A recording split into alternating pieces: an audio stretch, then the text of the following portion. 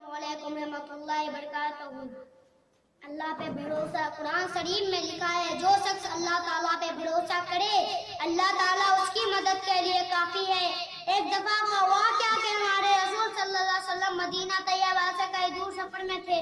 सख्त गर्मी का जमाना था। दोपहर के वक्त थोड़ी देर आराम फरमाने के लिए एक साया में एक जगह लेट गए। लेट ही आंख लग गई। एक काफिर चुपचाप आया और नंगी तलवार खींचे आपके करीब खड़ा हुआ। हमला करना ही चाहता था। एकदम से हमारे हजरत की आंख खुल गई। देखा एक काफिर नंगी तलवार खींचे खड़ा है। दुश्मन बड़ा खुश था। खूब मौके से तनाई में मिल गया। ना उनके हाथ में कोई हथियार, ना उनका कोई मददगार है। काफिर ने बोला, अब तुम्हें कौन बचा सकता है? हमारे हजरत बड़े इत्मीनान से फरमाया, अल्लाह।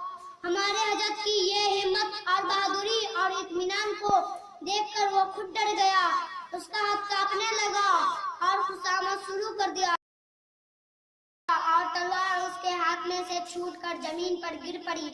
अब वो तलवार हमारे हजरत ने अपने हाथ में उठा लिया, खड़े हो गए और फरमाया, बताओ तुम्हें कौन बचा सकता है?